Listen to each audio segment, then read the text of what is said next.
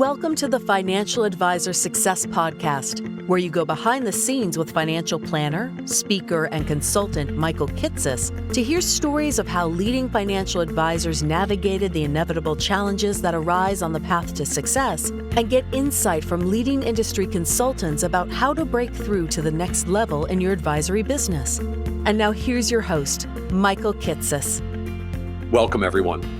Welcome to the 491st episode of the Financial Advisor Success Podcast. My guest on today's podcast is Patrick Lonergan. Patrick is the founder of Vital Wealth, an RIA based in Clinton, Iowa, that generates $2.5 million in annual advisory fee revenue for approximately 100 client households.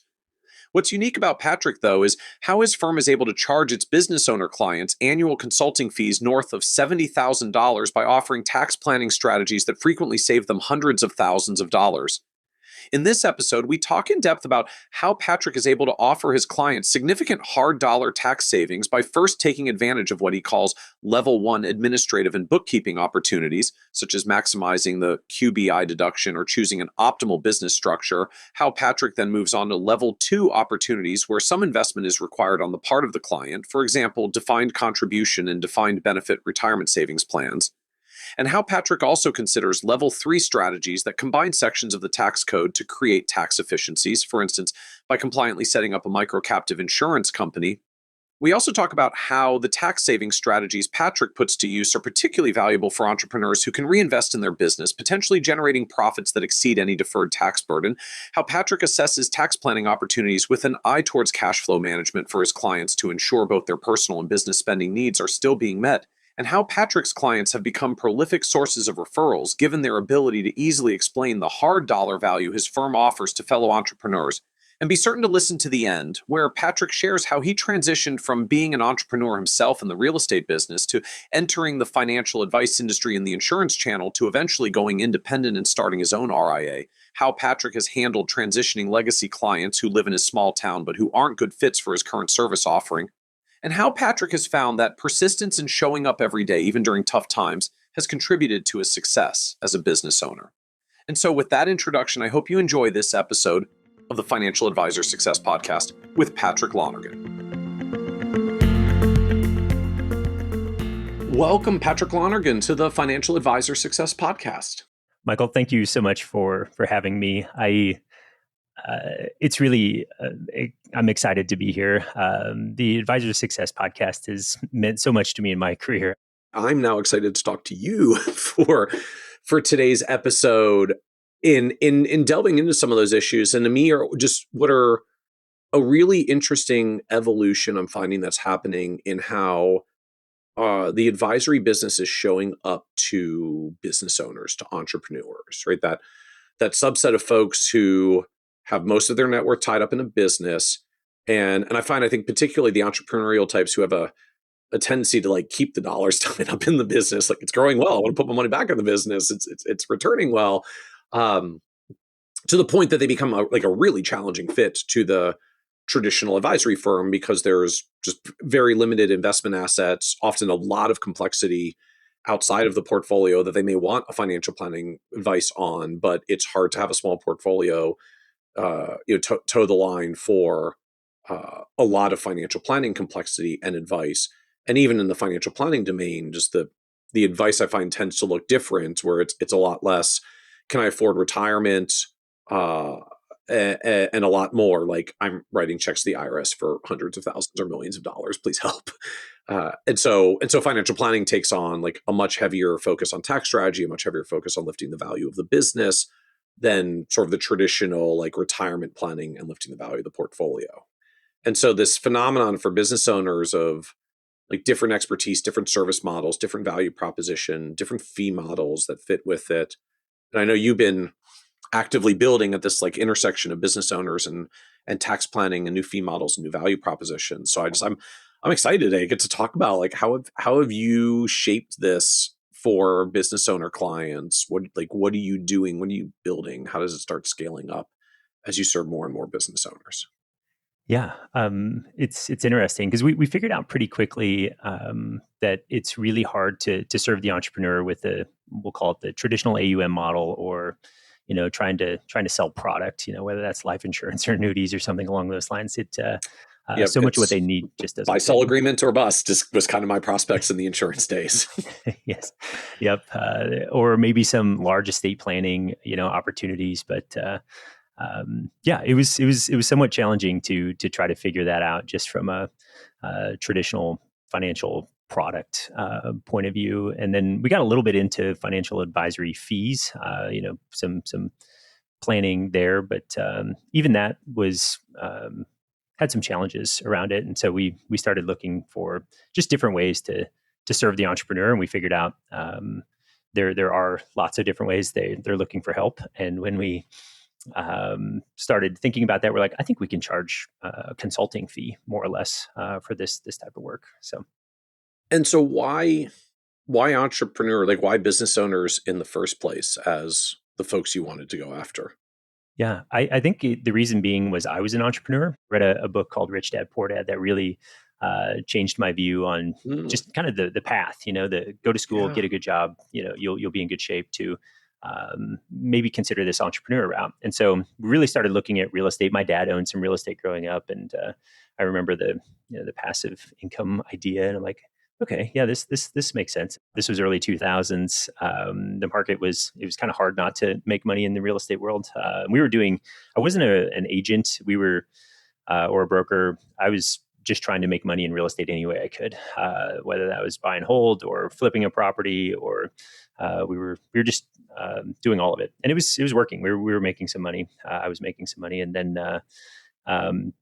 I eventually recruited my wife into the business, and that's when it really took off. My wife's totally the brains of the operation, and we had some large multifamily property in Texas, and so we decided at that point to move back to Iowa. Our family was there. We wanted to start a family, and so it was working. But we had some partners that, if we remember back to late 2000s, the mortgage world, you could get a mortgage if you were alive. They would give you financing for residential property. It actually wasn't that different for large commercial property. We had 300 unit apartment buildings, 92, 95% loan to value.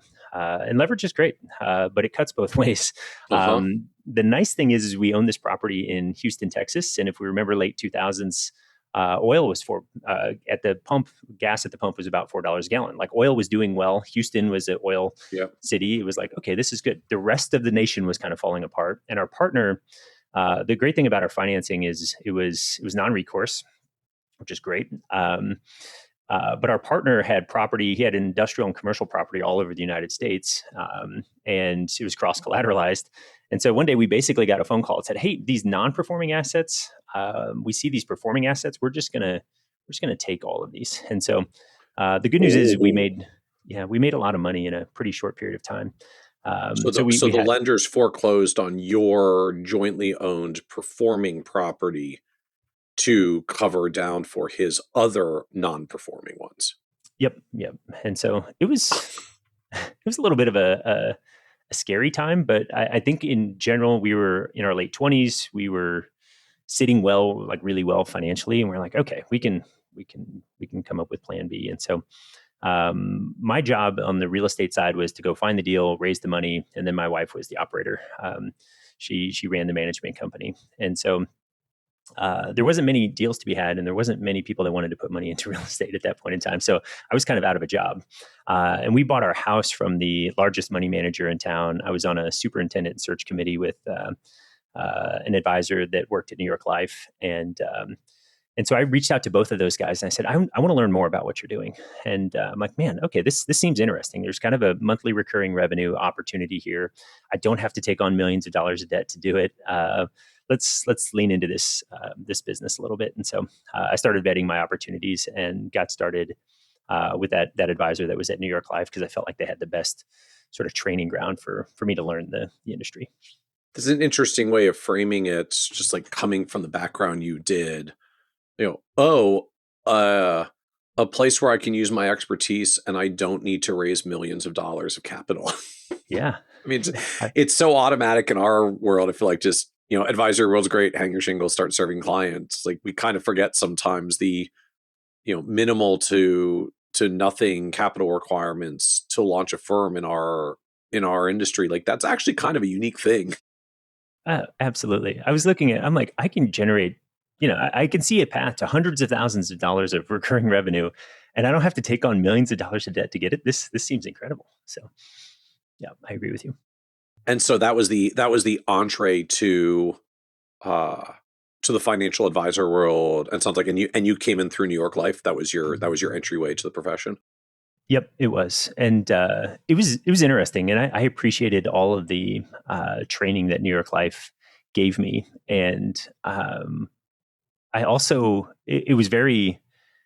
I still have this email to the guy that I don't want to say recruited me, but recruited me into the business, and I in 90 days I was up to speed and running, and like knew all things financial advisory. I'm 16 years in, and I'm still feel like an infant on some of these things. So, but it's comical that I thought, oh, I'm going to like figure this out really quickly, and I'm going to start like printing money in the business. And it was the exact opposite of that. It was really hard. I was out there hustling, trying to sell, some term life insurance. I'm like, man, I got to sell a lot of term life insurance to make any money over here. And I just remember those first 3 years being humbled from a perspective of like, man, I'm not as good as I thought I was. And you look around and you see people, doing well, especially in New York Life. They like to highlight, the folks that are really succeeding in a very short period of time. You're like, man, what is that person doing that I'm not doing? But the good news is we stuck with it. If anything, I'm awfully persistent. I will just keep showing up and putting in the work, and with the understanding, the belief that it will eventually pay off. And I think that's somewhat necessary in our industry. Yep. I think we can talk more about how to change that. But yeah, that's. I look at the failure rate, and it's really high in our industry, and I'm like, well, whether this is a pride issue or not, but I'm just like, I believe I'm in that small percentage of people that's going to make it, and I'm just not willing to stop until I do. I had some success early on because I wasn't afraid to hustle at New York Life. And so they put me in I got to go to a career success conference or something along those lines. And we met up with a peer group, and that peer group was from all over the United States. And we were like, hey, let's lean into some of these new opportunities. And through that, I got to meet some mentors from New York Life. And one of those was Wes Young. He's still at New York Life. He's a friend of mine, great advisor. And I called Wes up and I said, Wes, I have all of these people I don't know what to do with. Can I fly you to Iowa? And actually, I think I flew him into Minnesota. We had meeting. I picked him up at the airport. We had meetings. We drove back to Iowa, had meetings. And then I live about 2 hours straight west of O'Hare Airport in Chicago. So I drove west to Chicago when we were all done, and he flew home. But my pitch to Wes was like, Wes, I don't need you to split anything with me. I just need to learn what you're doing. I need to learn how you're doing this, because I figured out like the wisdom was more valuable than the money. And if he could just show me what he was doing, I would be okay. Now I need the money too. The idea was, you have all these prospects, Wes. I just literally want to put you in front of my prospects. You can do the wholesale. You can keep all the money from the sale. I just actually want to see what you do successfully with my prospects. Yep. Absolutely. And Wes was like, that's really generous, but why don't we just split it? And I'm like, fantastic, even better. So, so I flew Wes in, and he was generous enough to just go through the process, and we did some really good work for clients, and we made some really healthy money. And it was like, okay, cool, I see this, and so from that point forward. Yep. What was Wes doing that you hadn't been doing before that suddenly you realized you should have been doing differently or better? So Wes did a few things really well that, as an entrepreneur. So I used to have financial advisors come talk to me, and I would be like, I'm not interested in your portfolio. My business is going to generate more return than anything you can possibly show me. And even if it does do better, I've got control over this thing, and I want to hold it like close. Yep. But the thing that I found as an entrepreneur myself is Wes does a great job phrasing this, but it was a problem I had too. I had more opportunities than I had time and money to execute with. And so with that is entrepreneurs are constantly running themselves out of money.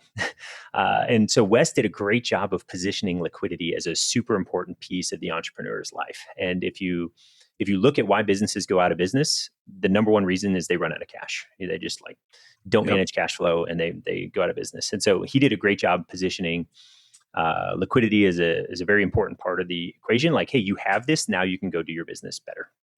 I was like, oh, that's really fascinating. I used to have that problem. I get it. And then we had some estate tax solutions out there, and it was like, look, you've got an estate tax problem. So here's all the ways you can pay the estate tax, or we can solve it with some trust setup and some life insurance. Will help us get there. And so we were able to solve some of those problems early on. And it was like, oh, I see how this works, and I see how you can make some money doing this. So it was great for me. And so it was particular positionings around business owner, entrepreneur clients. So I guess the estate tax problems ultimately gives opportunities around, trusts, life insurance for liquidity, like all the things that we do on that end, which is helpful when you're at an insurance company. How did the liquidity part work? I mean, is that ultimately around, and this, Mr. or Mrs. Business Owner, is why you should be drawing some cash out of your business, and let me help you invest it. Like, I'm not trying to beat the growth rate on your business. This is your like liquid alternative Yeah, from yeah, your hyper volatile, extremely concentrated business. Like, is that the angle? yeah. It was and not that. And I appreciate this about New York Life is we learned all the ways that life insurance was an effective tool. It could do everything from fund college education to help you retire. But one of those things is it was a leveraged liquidity tool, right? Like if I had money sitting in the bank doing almost nothing for me, I could start to migrate some of those dollars to a whole life policy. If it's designed properly, I've actually got quite a bit of liquidity early. It's got the death benefit. It's got tax-free nature. So there's an opportunity to use some life insurance as a we'll call it a leveraged liquidity tool there for people. So now what comes next on the journey? Like, it sounds like Yeah. Wes has opened the door for new ways to actually get business owner clients engaged. So now you're getting some momentum there. It was fascinating to see how the tax discussion, hey, you've built this incredible business, you're going to give 40% of it to the IRS above this certain threshold.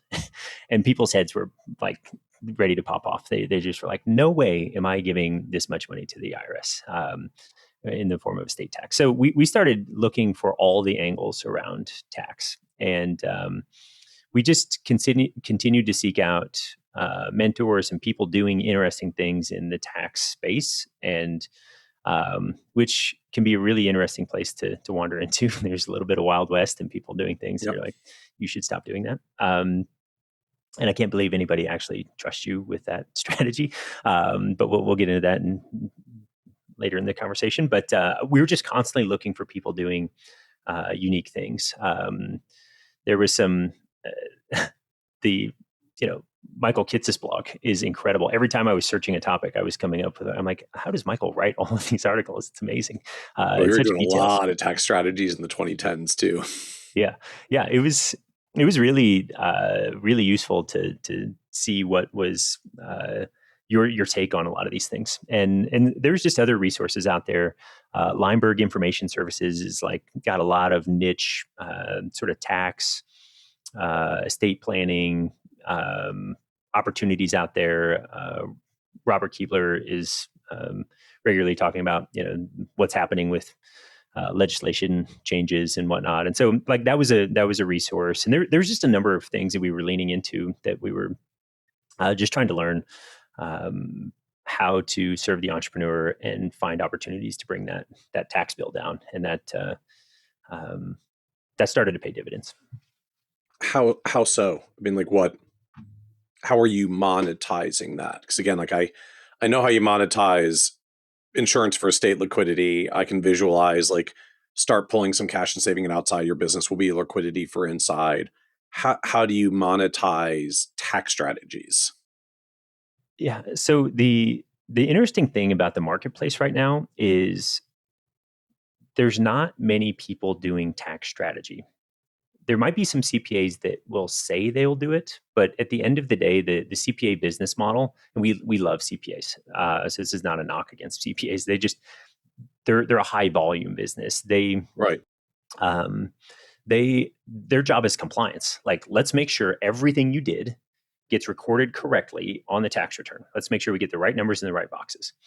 Now, we might find some opportunities to get those numbers in the right boxes in a way that like saves you more tax versus less. But there was not many people going, "Hey, it's June. Let's forecast your tax liability for the year and design a plan to bring that tax number down." And so, what we just started doing is we would meet with an entrepreneur, we would get their tax returns, and then we would go back to them and say, "Here's all of the things we can do to help you save money." And they'd be like, "Okay, that sounds incredible." But then they needed us to execute. And so we started refining that process. We started adding more tools to the tool belt, so to speak. And the value we could deliver just continued to escalate. So what comes next on the journey of how the business itself is growing and evolving? Yeah, we had a really interesting thing happen. So I live in Clinton, Iowa. Clinton, Iowa has about 25,000 people. I love Clinton, Iowa. My wife and I grew up there. We vowed we would never like go back after we left and went off to college. But now that we're there, we've been there for 19 years. We've raised our kids there. We like it there. And one of the main reasons I like it, it's probably the lowest cost of living of anywhere in the United States. And I'm 2 hours from O'Hare Airport, which gets me direct anywhere in the world. So I appreciate those two factors. But one of the challenges in living in Clinton, Iowa is I would hire staff, and for one reason or another, they would go work on the family farm, or, somebody would turn over. And it was so hard every time I had to hire somebody to get them into like a place where they were valuable to the organization. There was training and development. I couldn't, unless I was going to go poach from another, the Edward Jones office, or my former mentor. There was hard to go find talent. And so one of the things that happened was I just lost a person, and I was frustrated, and I was talking to. I'm a part of C12. It's a Christian business owner group, and my chairperson was like, "Hey, have you heard of Belay?" And I was like, "No, never heard of it." And then I was talking to one of the pastors at our church, and he was like, "Hey, have you heard of Belay?" And I'm like, "No, but now I'm definitely looking into it." This was all in like the same week, and so Belay has been fantastic for us. It's a virtual assistant, US based organization. And I'm like, well, I don't know how we're going to do this, but it was right when DocuSign was becoming, all documents could go out that way. And I was like, all right, cool. We're just going to test this out, see if it works, because I need a solution. So, okay. So this is like 10 plus years ago. We're in the realm of, okay, but if I hire a virtual assistant who does the paperwork, like, I mean, like that was the thing then, like we printed things and people signed them and we faxed them places, and you can't do that with a virtual assistant because they're not where the paper is. So the firm is going digital. Okay, maybe I can actually use like a virtual assistant now. Yes. And I was still very skeptical, but I'm like, I don't know if I haven't. I'm willing to try it. Let's see where this takes me. And because you're frustrated with the turnover and the rehiring process. Yeah. And the cool thing is like Belay does a great job helping get somebody plugged into you that understands the way you work. Like I am very much like I will point somebody in a direction, and then I need them to use their resources to figure it out.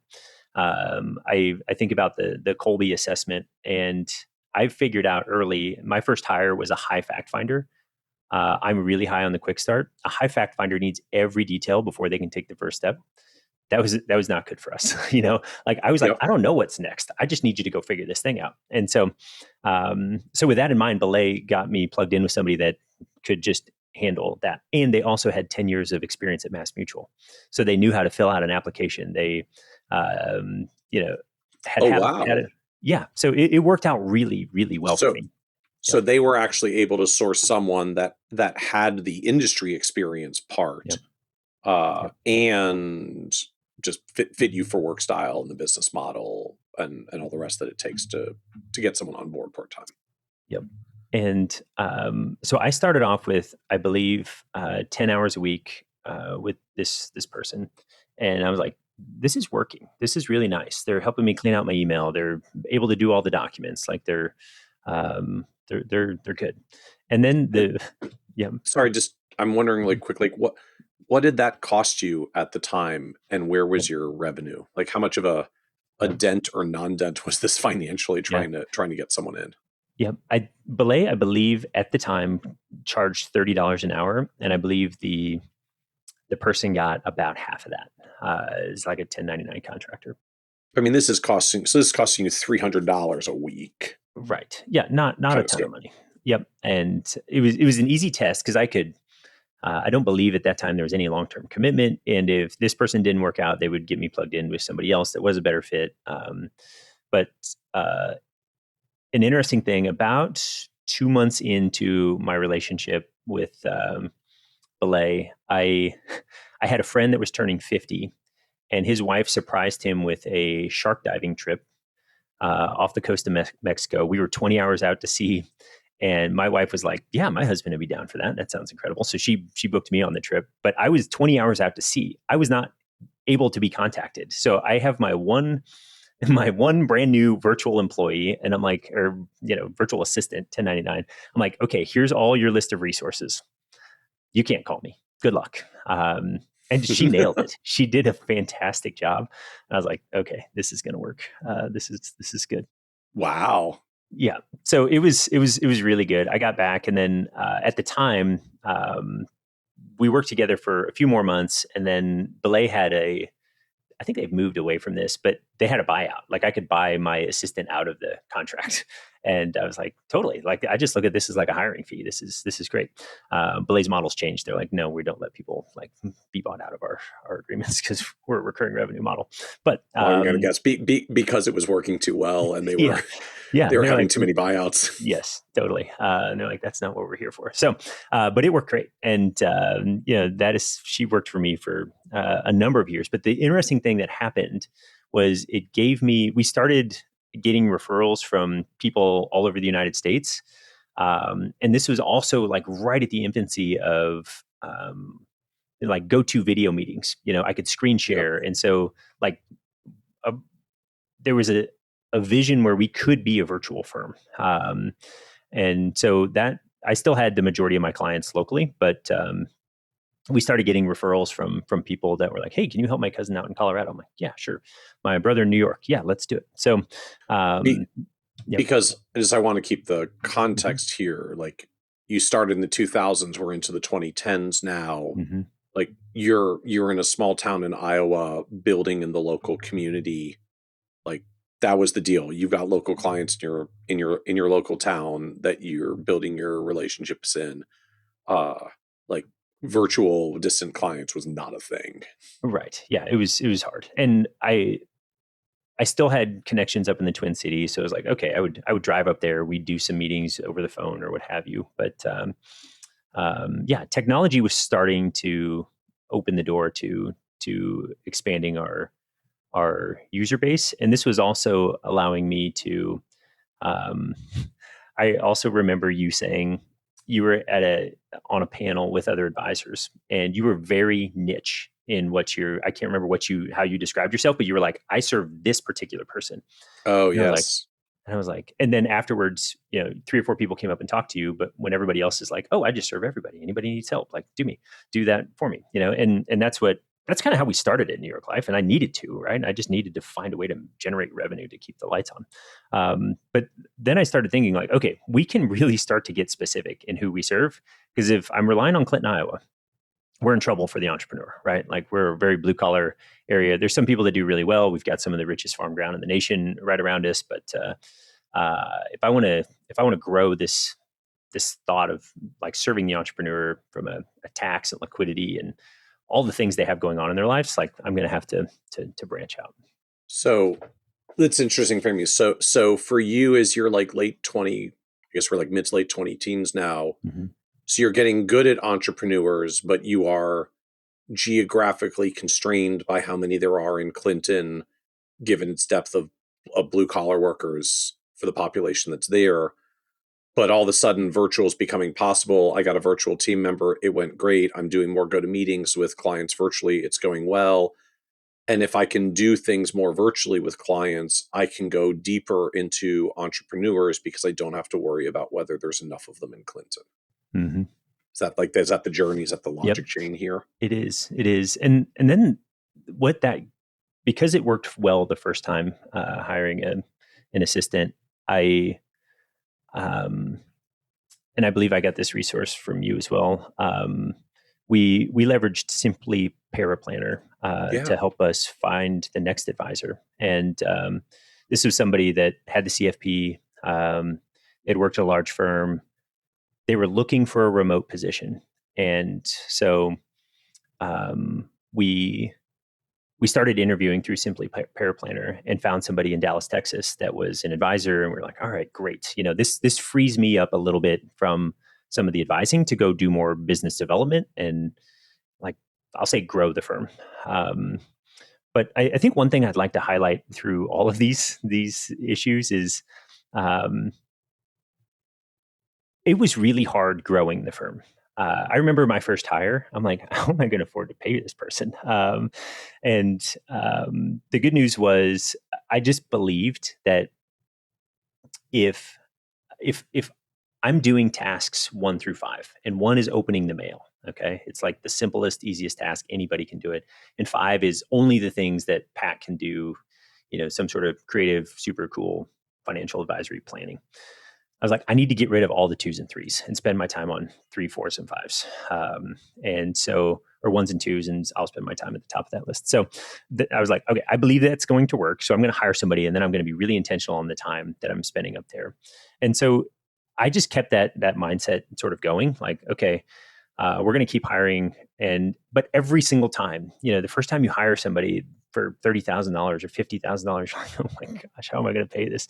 I don't have a free $50,000 flowing into my business that I want to give away to an employee. So you have to have some faith that it's going to work out. And same thing when you start hiring more expensive advisors, you're like, holy smokes, this is challenging to make all the cash flow work, but it does work. And especially when you're intentional on those unique activities that are going to drive revenue into the business. So, that I wanted to stop and highlight that because I think it's important for advisors to acknowledge and then have the right mindset. I think having that mindset of like, okay, I'm going to go do the revenue generating activities that will help pay for all of these things taking place around here. Do you recall just where was your revenue at the point that you were like hiring your first full timer, or you were hiring your first advisor? I think I'm trying to remember. I think we might have been right around $100,000 of revenue. And the nice thing about working at New York Life is they gave me kind of a platform. I didn't have to pay for a whole lot. A lot of that was included. And so the money that was hitting my bank account was sort of net after most expenses, which was because New York Life was covering a fair amount of those. So that was kind of nice. So it was like, okay, if I can spend $30,000, because I think that's about what it was in 2012 or 13, I think is when I hired my first person. And it was like, okay, if I can spend $30,000 on a part-time kid straight out of college, basically, I think they were full-time. 100 was your net from NyLife. So you might have been, Yep. I don't know what average payout is. I mean, you might have been 150 or 200 gross Yep. in total revenue, but they're covering most of the other expenses already, and you've got to pay out of your net because that's your money. Mm-hmm. Yep. Okay. Exactly. Okay. Yeah. So I wasn't making, and that was again part of the problem. I'm like 3 years into this process, and we had moved from the advisor's office I started into. My wife was still in the real estate game. She partnered with a partner and was doing senior housing property, and so we bought a building and just we were in the real estate world. We understood it. So I had my own office space and I could hire my own staff and go that way. And yeah, I think I was right around that $100,000 net to me. And then I think we were probably north of 200, 250, hiring the next advisor that I think was around 60,000 when I hired her. So that was again probably fairly early, but I was like, I just believe I'm going to invest back in my business. And I also a few points that I think matter. I was living in Clinton, Iowa. The cost of living is really low there. I think I mentioned that. And my wife also had a business, and it was generating revenue, and it would be a totally different story. I think if I was the main breadwinner and needed to take home $100,000 for us to live, Right. that would have probably changed the dynamics of how we were making Yeah. decisions inside the business. So then what comes next on the journey? Because I know ultimately you're on the independent side now. Mm-hmm. Didn't ultimately stay in New York life throughout. Yep. So what's next on this journey and evolution? Yeah. So that advisor we hired through Simply Paraplanner, we hired that person right after we had left New York Life, and we had I had about a 12-month game plan for how we were going to do that, transitioning a lot of our systems, processes, softwares, sort of getting parallel things up and running, figuring out how we were going to place life insurance and some of those things that we had done and what we were going to do to service our existing client base. And so we had left New York Life, and again, New York Life was a great place for us to learn, but there was just limitations on how we were going to do the planning. Compliance would have had a heart attack if they would have seen that we were doing hey, like publicly saying like, hey, we're going to help you as an entrepreneur reduce your income tax liability. They'd be like, no, you can't say that. Because you were leaning into tax. And I know some big firms have shifted this a little over the past few years, but especially back in the 2010s, like just you couldn't say you were helping people with taxes as a big firm. They would say like standard disclaimer, we are not your CPA. Yep. You can't do that. Yep. And it was a fine line because Robert Keebler would do a seminar for New York Life, and you'd be like, oh, cool. Like, this is really neat. Like, we're talking a lot about tax here, but they're like, no, you can't be, you've got to qualify every statement with, we're not, go talk to your tax advisor. And so, and there was also other factors, just how we, when you think about a broker dealer being involved, compliance works down to the lowest common denominator. Like, who is going to do the dumbest thing? Let's imagine that, and then let's create the rules around that. Even though like the super dumb person's not going to actually care what the rules are, they're just going to do the thing anyway. Right, but the normal good people have to get dragged down to that level of compliance. Yes. So we were it's the unfortunate reality of managing large firm compliance.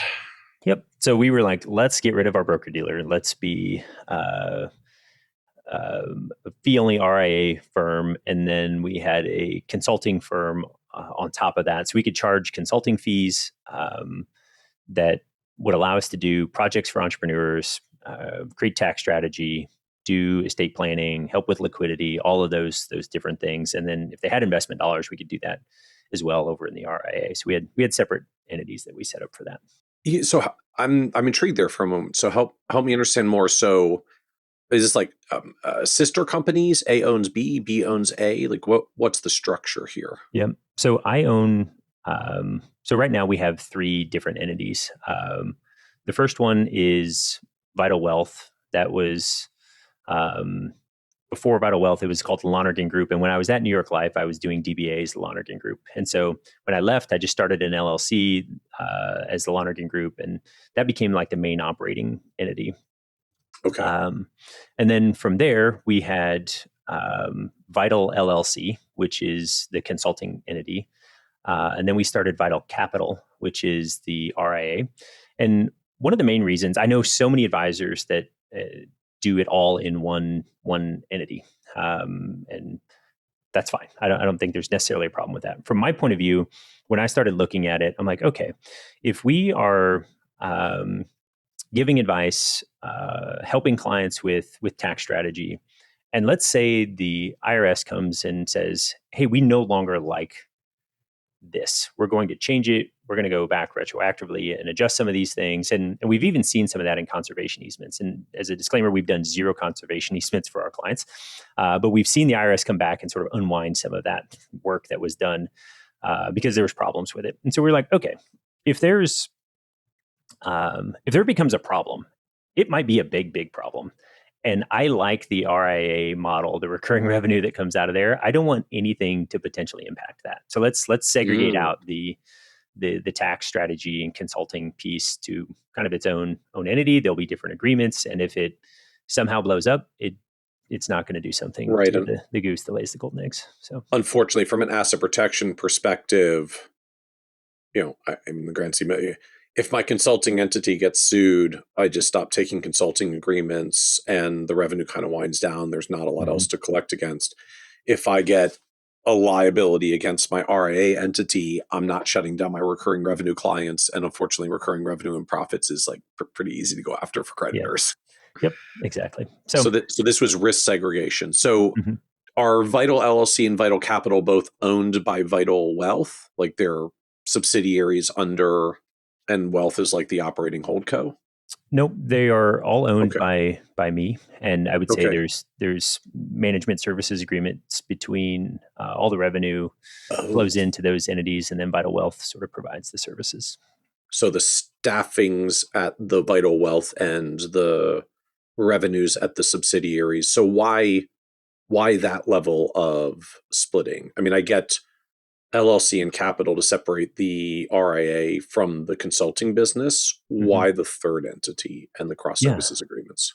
I think it happened. We had, so when I left New York Life, the easiest option for us was to not spin up our own RIA right away. I had a friend that had left New York Life previously and had his own RIA. And so I called him and we worked out an arrangement where I just tucked in under his RA for a minute because it was easy. Like I could just go like day one. From New York Life, I had to repaper everything, but we could move it all to, at the time, TD Ameritrade, and it worked super slick versus having to get state registered because I have to leave and then get registered. And so I was like, right, and then sit out while we're waiting for state regulators. Yep. So I did that, and that was under the Vital Wealth umbrella. And then when I started my own RIA, I just started up a new entity. And I think it happened more, that's where Vital Capital came. And and so there's a period where they overlapped as you're moving from one to the other, and then you just kept the structure as opposed to consolidating them. Yep, exactly. Okay. Yeah, you probably don't need three entities. Okay, but I there's a lot of like creative tax things here. But I certainly understand. I mean, I sound like the two core, because where the revenue comes in, is the consulting entity and the RIA entity, and that's a good old fashioned segregate businesses for asset protection purposes approach. And actually, when you bring up tax strategy, there is a reason why we have the third entity. So all of our insurance commissions, we don't do a lot with insurance commissions. We actually donate 100% of any dollars that come into charity because we don't like the conflict of interest. But there was an opportunity for QBI deduction with insurance brokerage that you don't get for the RIA business. And so I think that was another reason we looked at breaking it out as well. We don't. So the insurance commissions could be paid to Vital Wealth. Yep. And potentially get a QBI deduction on them. Yes. I don't think we've taken advantage of that. I don't think there's no real net profit that rolls through because of all the employees that are living there. They soak all that up. Oh, right.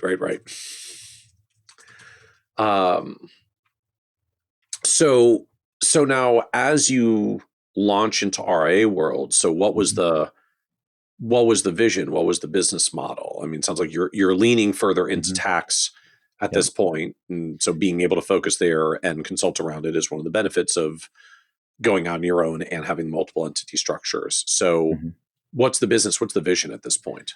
Yeah. So right now, at this point in the discussion, we are Um, all new clients are coming in virtually. We hardly meet any of them in person, and we're hiring advisors we've got another advisor in Austin, Texas. We've got one in Philadelphia. And so our entire product delivery at this point in time is to the entrepreneur, because we're just starting to spread and we're getting pretty good at this conversation. And we're not afraid to say that we will save you at least 2x what you're paying us, or we'll give you your money back in the form of tax savings. And so the interesting thing that happens is when you start delivering on the tax side, people start telling their friends. It'll be April 15th. They'll be like, "You won't believe this check I just wrote." And they'll be like, "You got to talk to my friend or my advisor that helped us save a ton of money this year." And so we got to the point I think we did the math in like 2023 that our average tax savings was $280,000 for our clients. Now, some were higher than that, some were lower than that, but it allowed us to justify a pretty healthy monthly consulting fee. So now help me understand, especially if you're like tying a good old guarantee to it, or like fee refund guarantee. So how are we defining tax savings here? What does that mean? Yeah, great question. And so it would be tax savings for this year. Now, that doesn't mean we're not deferring it to a point later in the future. But that's tomorrow's problem, not necessarily today's problem. Okay. So when we look at the tax bill, here's what the tax bill was without any planning. Call it $1 million. Okay, we're going to send $1 million to the IRS. Here's what the tax bill is with planning. It's only $700K. So we saved you $300K in dollars you'd have to send to the IRS this year. So you can take those dollars and continue to use them in your business and grow and just accelerate your wealth. Well, I guess it's an interesting point in the context of business owners in particular. I mean, it's one thing just to do the dynamics of, I don't call it, what's tax savings versus what's tax deferral, and the analyses that we do there. But business owners that are deploying dollars in and around business have sometimes like very, very high opportunity costs to the money. Like, this isn't a pay taxes now or pay taxes later thing. This is, if I pay the taxes later and I have the cash now, I can launch the new service that grows my business. Right. So just I know it clicks to me.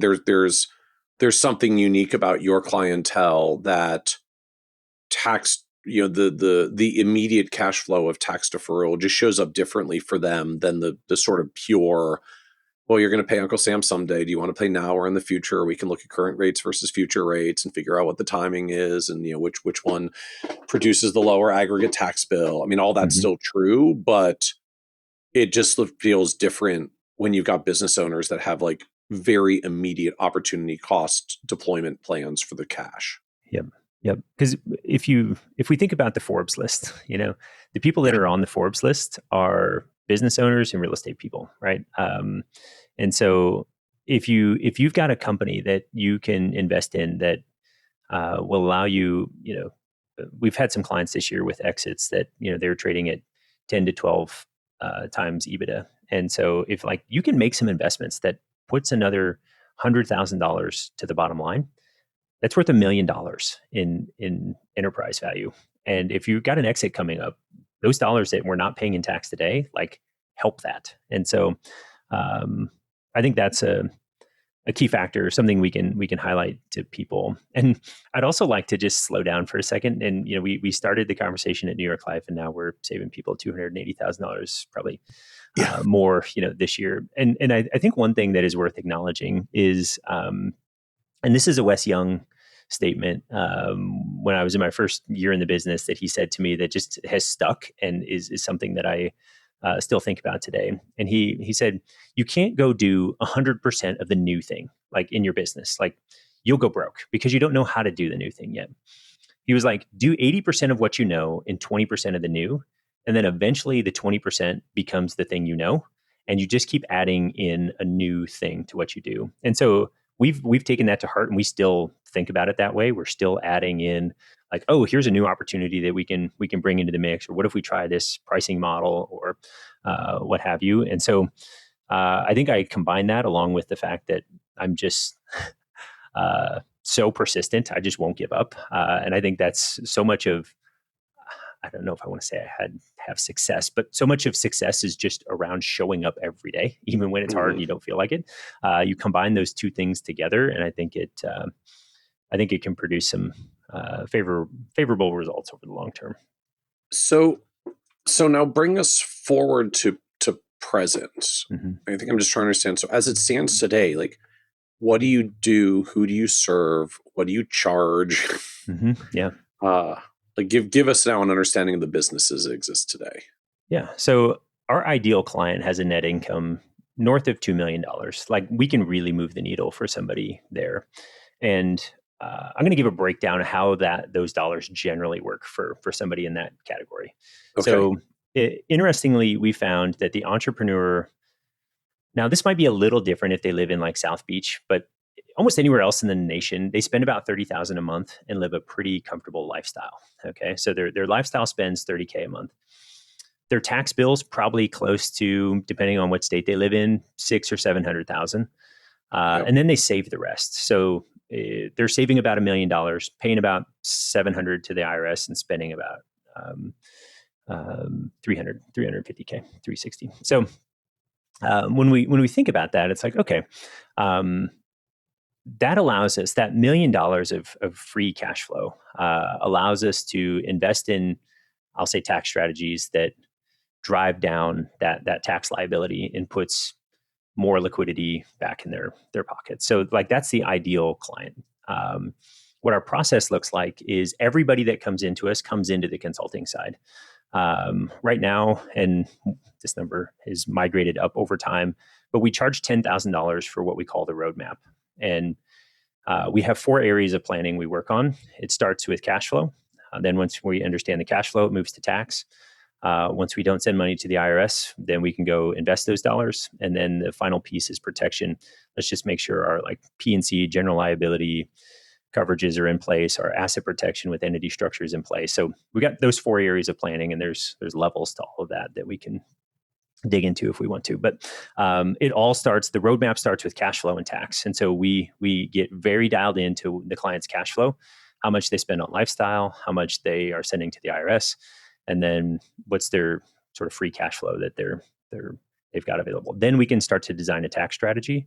And then we design that tax strategy and we show them, hey, based on your goals. And so we collect all the financial info, and then we understand all the soft things, like what's important to you, where are you going in life? And again, this is some of the, again, stealing from the good work you've done, George Kinder, and going, okay, what's really important to you? Let's make sure our money supports that. And so when I know their financial landscape from a dollars and cents, where all the assets lie, and then I understand their goals, then we can start to design a tax strategy that is going to bring that tax bill down. And we have 4 levels of tax planning that we like to talk through. Level 1 is the IRS gives us guidance, but it doesn't take any investment. This is good administration and bookkeeping. We touched on the QBI deduction. We've seen clients that have very profitable, low number of employees firms, like, save hundreds of thousands of dollars just optimizing the QBI deduction. It could be, we had a client making $2 million a year that was filing on Schedule C, was set up as a pass-through entity, didn't make the S election in their LLC. And I'm like, your CPA should be fired. Can we just pay you a couple $100,000 of salary and cut out like Medicare taxes on $1 million of income? Yes. Mm-hmm. It's like, we're just lighting money on fire over here. And it took 15 minutes to solve that problem. But like, that's a good example of a level 1 strategy. We think of optimizing the home office deduction. Our clients live in nice homes. We just take all of your expenses for your house and you have a home office. It's probably going to add up to more than the $1,500 that the IRS gives us. So, and then if we're having meetings at our house, the Augusta rule, just optimizing some of those things. If our kids are doing work for us, like, let's get them on payroll and do some of those other things. So like, those are like good level 1 strategies. I call it moving money from the right pocket to the left pocket and just optimizing those deductions. Level 2 is the IRS gives us guidance, but now we have to invest dollars. So we think 401k, IRAs, SEP, cash balance plan, even oil and gas investments. There's a few opportunities out there that we can get a tax deduction for, and it's very clear that we can write those things off, not have to pay tax on it. And then level 3 is we're combining sections of the code to create tax efficiency. And I can give you an example here that is, I think, easy to understand. We think about the general liability coverage for a business owner that's tax deductible to the business. The premiums that flow into an insurance company typically aren't taxable because they got potential claims out there. And so if we look at setting up a micro captive, okay, now this is also on the IRS 30 dozen list. So it's like, it's not something to be taken lightly. But we set up a micro captive. It's priced by third-party actuaries. There's real insurance. It's pooled. It's managed by a state department of insurance. It's set up by a administrator that is going to run this thing compliantly, and it fits inside of your business needs, right? Like I can get a deduction for the premiums, and then they come into my micro captive effectively tax-free. And I do have to, I'll pay out claims for some of those dollars. But going back to my real estate example, Prudential was our lender that took back all those properties back in the day. And so Prudential was making loans. So at some point, my insurance company can have enough dollars in it that I can loan dollars out to non-insured entities. So I could see a scenario where I could make a loan out to my real estate holding company to go buy a piece of real estate. And so I've used a pre-tax dollar to go buy another asset that might generate more tax strategy. So that's an example of level 3. Oh, interesting. So the opportunity isn't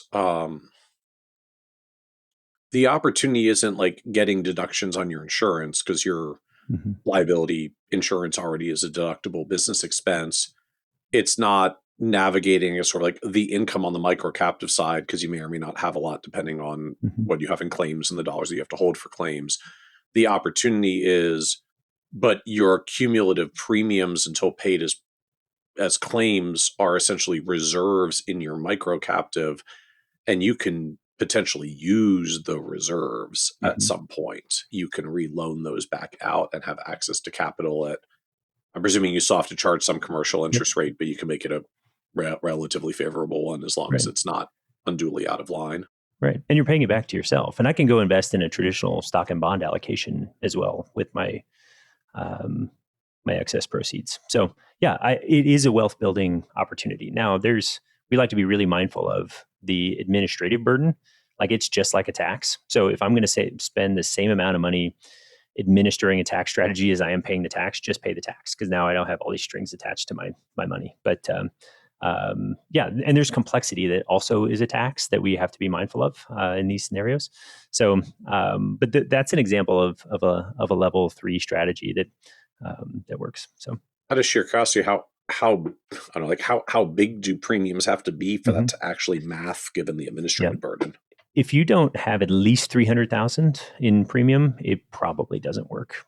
So, just because you're paying 30,000, maybe a little more in administrative costs. So, when you start thinking about that, it's like, okay, there's a 10% tax plus all the strings associated with it, and then when I get it out, I'm going to pay. If I unwind my captive, it's going to be dividend tax rate. So it's like, well, there's tax on the back end. So, okay, but again, if you're working with business owners with 2 million of EBITDA, depending on what their margins are, that could be anywhere from a $5 to $15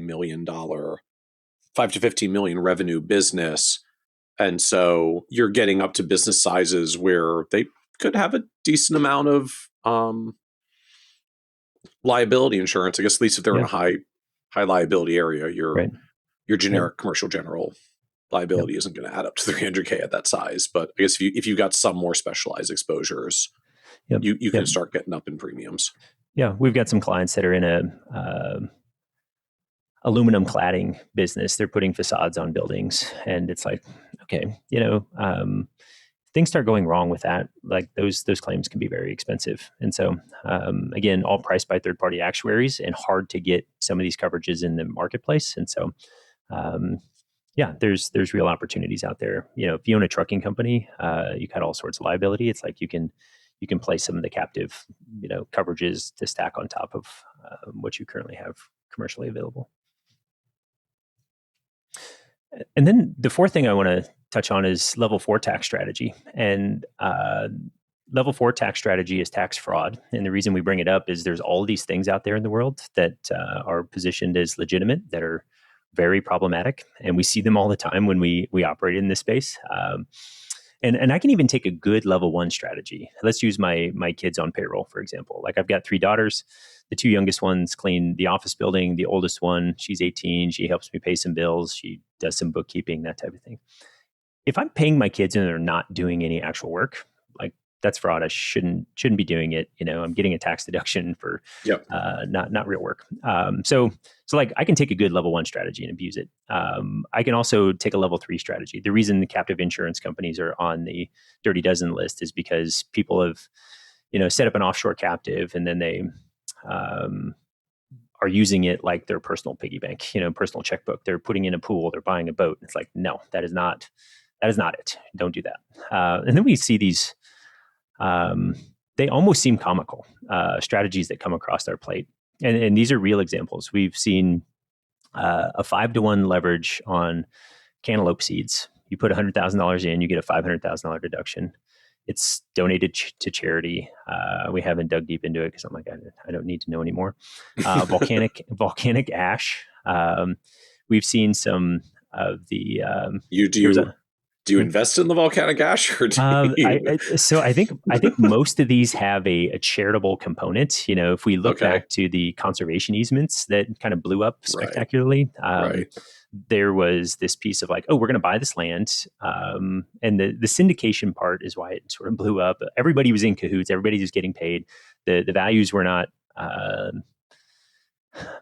They weren't legit. And so it was like, okay, I put in $100K, I'm getting a 5, 6, 7x return, not return, deduction amount. So, if I put $100,000 in, it cost me $100,000. But if I, have a $600,000 deduction at 40%, it's like, okay, there's $240,000 of tax savings that's real money. Okay. I just, got a very healthy return on my $100,000 investment. So the IRS came and basically unwound all those back to 3x, which is break even, and it's not worth it. So, so we see a bunch of things like that have a charitable component to it that are they're ugly. And our perspective is like, let's build wealth. Let's put dollars into things that will continue to accelerate the wealth of the entrepreneur.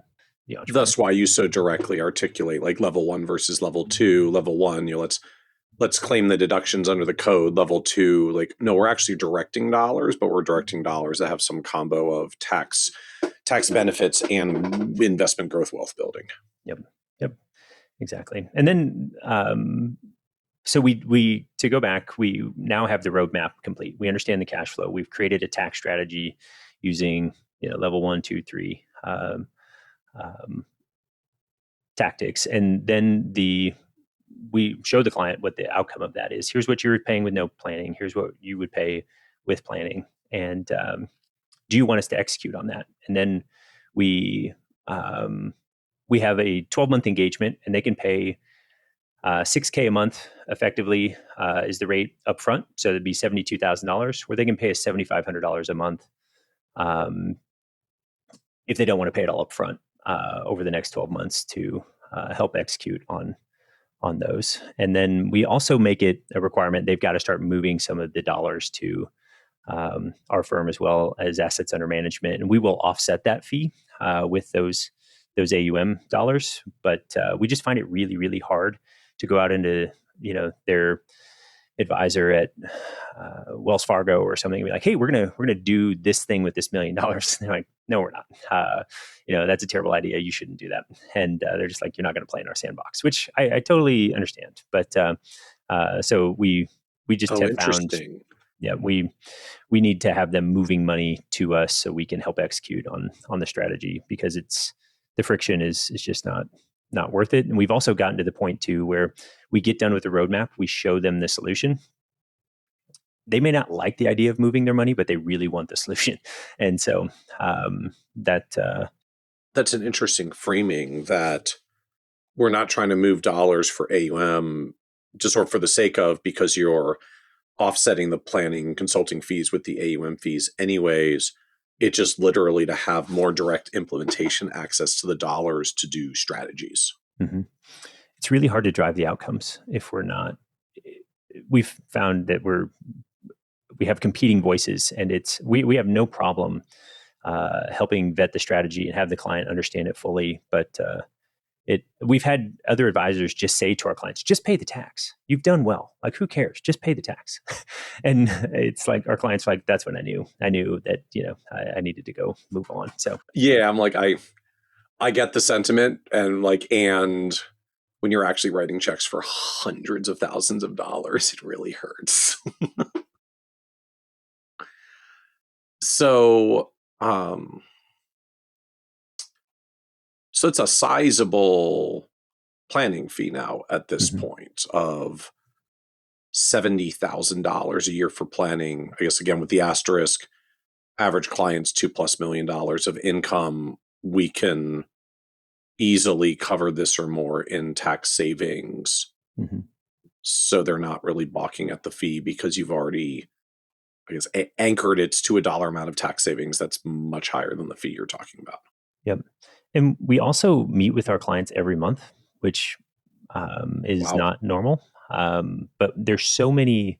So we've got cash flow, and we've created this cash flow calendar that is forecasting 12 months into the future. And that's a key part of the tax strategy, because the worst thing I can do for an entrepreneur is run them out of cash. Like, hey, save you a bunch of money, but now you don't have any money to spend and grow in your business. So we create these upper and lower limits of cash, and we just make sure that whether it's the tax strategy, the business acquisition, the real estate purchase, the home remodel, sending the kid to college, like that, we're staying in this healthy range of cash on hand. And that can be invested in money market or something along those lines. We can optimize a little bit of it, but we're not taking any risk with those dollars. And then all of the other stuff they have going on, we're looking at their P&C coverages and making sure those are optimized, and their entity setup and their estate planning. And, we've had clients refer to us, and I think this description fits, as a multifamily office. We're doing lots of these things. We're trying to take care of as much of the implementation as possible for the client so they can stay focused on the main thing. So now help us understand just the metrics of the business now of assets, or I guess revenue, because assets probably won't be a good framing if so much of the fees come from the consulting fee side. So like revenue, assets, staff, clients. Yeah. So we've got revenue right now. We look at our monthly recurring revenue. We're at about 250,000 or 2.5 million of revenue, and that number is just growing nicely. 2.5 monthly, 2.5. Excuse me, no, 200 something monthly annualizes to 2.5. Yep. Okay. Exactly. Okay. And we were, I had a business partner in 2023. We sort of split up the business, and we were at about a $3 million run rate then, and now we're sort of.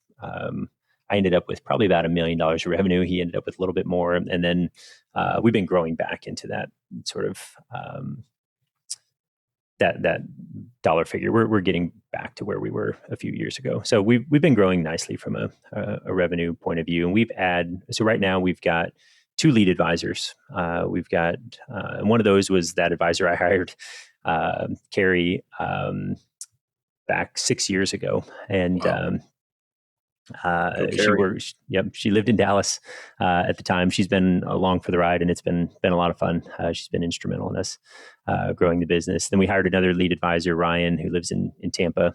And then we have 2 associate advisors that support them. And right now we've got an offer out to another advisor that we're trying to hire as a lead advisor. And then our goal is to really, it's hard to hire in our industry because the work we do is so niche. You need to understand a business owner. You need to understand tax.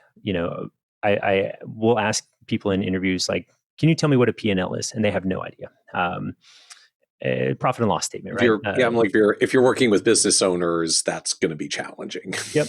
So we try to find people that are like, have experience in the industry, and then we train them on, we'll call it the levels of tax strategy and cash flow and all these other fun things that the entrepreneur have going on.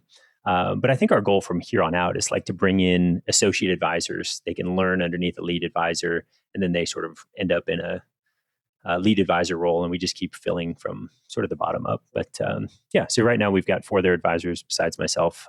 We've hired we've got an offer out to a 5th advisor, and then we outsource actually all of the investment management to another firm, Austin Wealth Management, located in Austin, Texas. Just because that's not what we do. We are really good at planning. I don't know how to sell investments. I do know how to sell tax strategy, and so I just let the super smart CFAs when we need to. We align philosophically on how we think portfolios should be designed. I think low cost asset allocation is kind of the name of the game. There's not a lot of rocket science there from my point of view.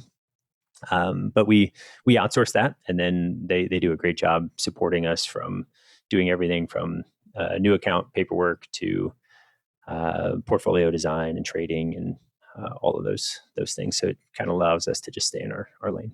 So, and what's the asset base? Yep. So I think we're at like 90 million right now. Okay. And Austin Wealth Management, they've got a pretty healthy base. I think they're getting close to $1 billion. So we've got some, And I guess to the earlier point, mm-hmm. 2.5 million of revenue, 90 million of assets. Like most of the fees are coming on the consulting side, not on the asset side. That's the point of viable model with business owners. So when you get the deal with Austin, I guess I'm just wondering, like, I'm going to presume then they're not some. Like they're just charging their fee on the assets they help manage. I mean, I find a lot of outsourced investment relationships are like percentages of revenue shares. That doesn't work when most of your revenue is not AUM. Right. Yeah. So we pay them. So we charge our fee, and then we pay Austin Wealth Management a percentage of our revenue that we collect on the investment management piece. So. Okay. And because that's really the only thing they're touching. Okay. And then from your end, the whole AUM fee is offset against the consulting fee per your arrangement. So the difference between what you collect in AUM and what you pay in Austin, that just really is a net cost to you. Yep. And when we have both the consulting and the AUM business, that business is so sticky that I'm okay making a little less money every $1,000 that comes in on the AUM side than I am the consulting side, because it's just not going anywhere. Well, so can I ask? I mean, like, what's your AUM fee and what's the rev share that you have to pay to Austin to have this outsourced? So we pay Austin. We don't pay them on a basis point percentage. We pay them a percentage of our revenue. Because so we start at 1.25 for the first $1 million, and then by $3 million we're at 50 basis points for our fee. So we're pretty quickly the fees dialing down. Yeah. So it's a pretty aggressive break pointing, I guess, for you. You're as high as 1.25 to start, but you come down to 50 bips pretty quickly. Yep. And we've got some clients that are bumping up on. We're thinking about instituting a cap on the top end of our AUM at $125,000 a year, because we've got some clients that are exiting businesses, and there's $30-40 million that are getting deposited with us, and we're like, oh, okay. We don't like, and a lot of this was shaped through listening to the podcast. I think there should be some caps on our fees based on if the complexity isn't, expanding dramatically. And total one, I guess, notably, I mean, even if you cap their fees on the AUM side, if their complexity is actually rising, I mean, can you charge a consulting fee higher than $6,000 a month if their lives are more complex? Yeah, we've charged $12,000 a month. We've had some partners that have come to us that we've charged $15,000 a month to the business, because there was lots of work to do. So at worst in your model, I mean, if there's a high dollar liquidity event and AUM fees are capped where they are, but you've got a lot of complexity and there's a lot of work to do because it's a really high dollar client now, like you can simply, I guess, make it up, as it were, with the consulting fee that's more directly tied to the dollars they're saving anyways in taxes. So everybody's kind of lined up here, but you've Yep. I'm just struck, like, you've got more than one bucket. It's not like I capped my fee, but the client's getting Right. more complex now. I've got a problem. It's I capped my fee, the client's getting more complex, so I'm just going to adjust the consulting fee. Yep, exactly. And a really cool thing, we had a client last year exit their business, and between the capital gains tax savings and income tax savings, I think they were at like 9 million of money they didn't have to send to the IRS. And I just had breakfast with that client today, and they were like, "You don't charge enough money." I'm like, "Okay, good to know." Like, and he's in Tiger 21, and he's like, I get to see like different things, and that, on one hand, I think back to Patrick Lonergan starting at New York Life and thinking about charging clients over $100,000 a year. It's like, I can't imagine a scenario where that would be real. And now it's like, yeah, we saved you $9 million. We should be, no problem charging you over $100,000 to get that work done. So on the staffing end, if Austin is covering this much on the investment operations end, are there any other team members at the vitals level besides the advisors?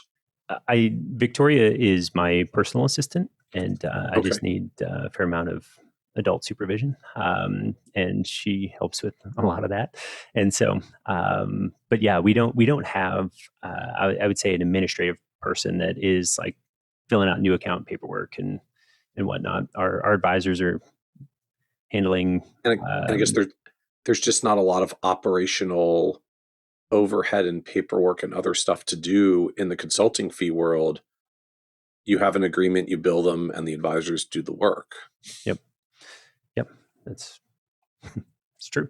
And we do have some outsourced operations people that are helping us just, I'll say, refine and run the business more efficiently and effectively.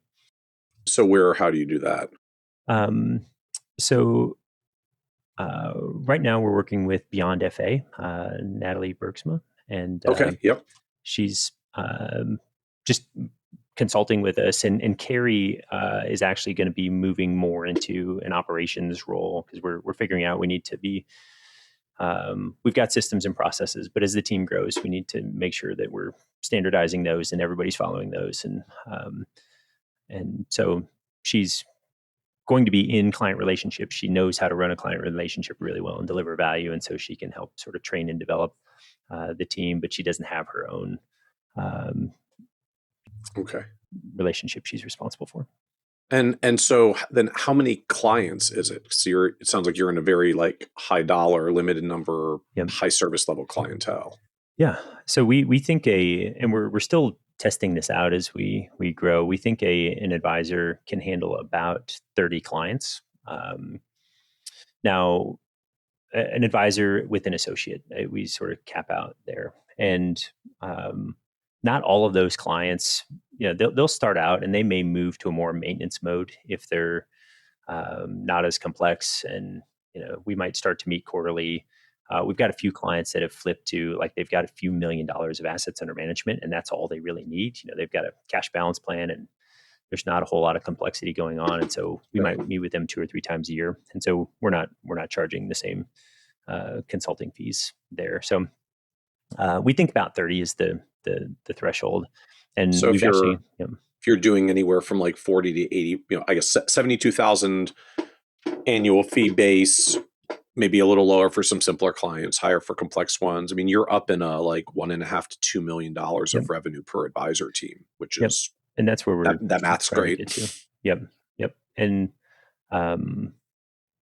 we're working on getting there, and just filling out that team and having it, because we find there's 2 capacities. There's a onboarding capacity. We can probably only onboard 2 clients a month. And if we do that 2 or 3 months in a row, we are going to burn somebody out just because it's a lot of work. And then there's that 30 capacity number. So we're trying to spread out how many clients we're onboarding at one time for an advisor team, and then how many total they handle. And just how many clients are there total with the firm now? Yeah, I think we're north of 100, but we have some of those legacy clients that we've actually been selling off some of those clients. They've been great. They were wonderful. But if a client walks into my office, there's nobody there to help them. I'm on a virtual meeting. We literally don't have any staff besides me in the office. And so we used to have a front desk person and, kind of a whole suite of people that were happy to help. So because your legacy clients are your like beloved local Clinton, yes, Iowa clients, and there's no one left in Clinton. It's absolutely correct. Yeah. Okay. Beloved is correct. Love those people, but we're just not positioned to serve them well. So I'm genuinely curious, in this world where you're living in small town environment where, word gets around quick. Mm-hmm. So how do you navigate transitioning and selling off clients from the local environment in the local town?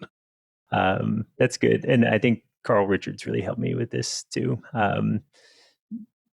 People don't care as much as you think they're going to care. They just want to be taken care of, and so I've got some good relationships with local advisors, and we do a nice handoff. I'll either get on the phone and say, hey, I'm going to make this introduction, or if it's somebody that I've just had a long-term relationship with, I'll explain what we're doing. We'll have them into the office. We'll make the connection there, and they can decide if, that relationship makes sense for them or not. So, that's how we've handled it. And it's gone really well. I think people just appreciate us going, hey, we want the best for you. We're moving in this direction, and us serving you is not the best for you. So here's something that's better. So what surprised you the most on this journey of building and scaling the advisory business? Yeah. I think part of it is if I would have looked at, 15 years ago when I started, some of the revenue and the clients we're working with now, like, wow, that guy's made it. I don't feel like I've necessarily made it. There's just new challenges. It's fun. I like growing the business.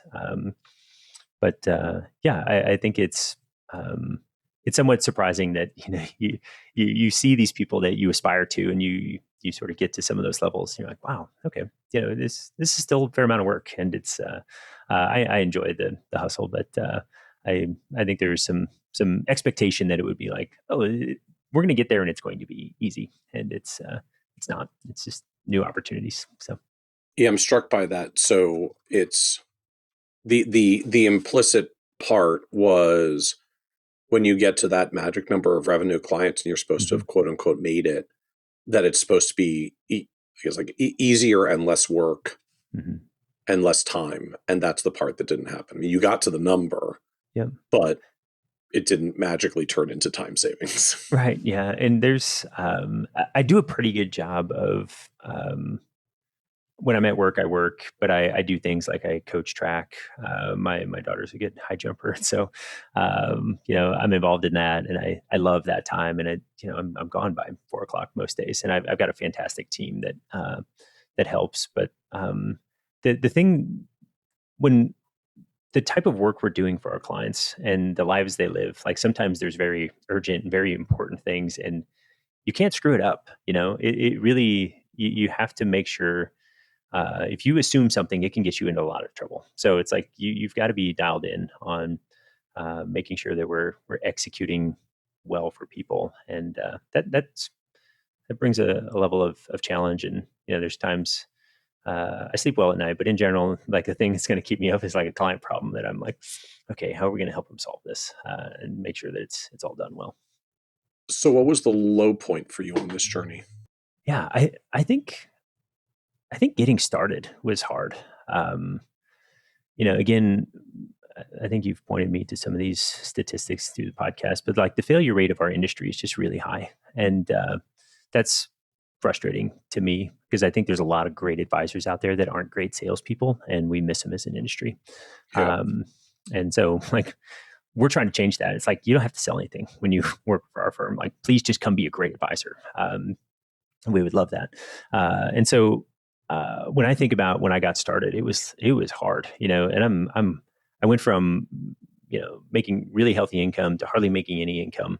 And just grinding through that was surprising to me. I had my 90-day plan, and it was like 3 years later, I was still working on my 90-day plan to be successful. But I think the encouraging part through all of that was running into some of these mentors, some of these people that were at the top of the, what I call the financial advisor pyramid, and seeing, one in particular said, "I'm 30 years to an overnight success." And I'm like, okay, cool. I kind of like that idea. Like, I can embrace that. I can embrace showing up and just, putting the work in. So are there any like pearls of wisdom that now with your learned years of experience that you wish you could like go back and tell you from 15 years ago? Yeah. I do think the faster you can lean into, and this is advice you gave me through the podcast, but the faster you can lean into that niche and just become an expert in that space, I think the faster you will, you'll be fishing in this pond that nobody else is fishing at. They're not willing to or able to get there. And I feel like a little bit of that's happened. Like, even other advisors that see what we do, it's like, oh, that's cool. I want to do some of that. And it's like, great, you can definitely start. But it goes back to the Wes Young saying of like the 80% of what you know and 20% new.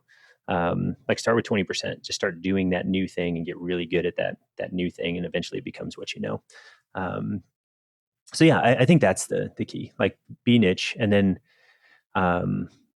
there's also a level of whether we like this or not, it's as advisor business owners, we have to drive revenue. There is no business if you don't put money into the system. And so you've got to figure out a way to get good at going out and finding clients and allocating time to that practice to generate revenue. So I think those two are awfully important, because I could get hung up in like solving a really cool problem, but it's like, okay, now I got to turn around tomorrow and go find somebody that needs to have me solve this problem. So any other advice you would give younger, newer advisors like coming into the profession today? I think there's something to wisdom. Wisdom is really, really valuable. And the faster you can go plug into people that are doing really cool things that you want to be doing and learn from them. And that's hard. You've got to figure out how to provide value, because a lot of times those people, they're not willing to just like train you for free. But if you can figure out a way to get plugged into somebody that is doing something that's aspirational that you're trying to get to, I think that is really valuable. And there is something too about your circle and the people you're hanging out with. If you can find folks that are all a level or two ahead of you, and you can be focused on getting to that level, I think that accelerates some growth. So as we come to the end here, just this is a podcast about success, and one of the things that always comes up is that word success means very different things to different people, right? It can shift for us as we go through lives and seasons of the business. So you build what just like objectively is a very successful business, as you're climbing $2.5 million of revenue and growing quickly. So the business seems in a wonderful place. How do you define success for yourself personally at this point? I think I've defined success I think originally it started off in different buckets. I would look at, I want to have a successful marriage. And then when I had kids, I want to be a successful parent. And then I want to run a successful business. And then I want to live out my life in a way that is just God honoring. And then the thing that I've come to realize is like, what truly matters is, I get to the end of my life and I hear, well done, good and faithful servant. And I don't think those things fall into different buckets. I think they, how do I live as a God honoring husband, father, friend, business owner, steward of the resources that I've been blessed with, and sometimes that can look a little different than what the world tells us is success. And I just like to be really mindful of like stepping back and going, okay, does this align with my values and my my goals for my life. And let's not get real hung up on what social media is telling me success looks like. So I think that's how I would define it. I love it. I love it. Well, thank you so much, Patrick, for joining us on the Financial Advisor Success Podcast. Michael, thank you so much for having me. It's been a pleasure. Thank you. Want even more ideas, tools, and resources on how to break through to the next level of success as a financial advisor? Check out the leading financial planning industry blog, Nerd's Eye View, at www.kitsis.com, where Michael covers the latest practice management trends and financial planning strategies. And by joining the members section, you can earn IMCA and CFP continuing education credits, along with exclusive member content. Get it all now at www.kitsis.com.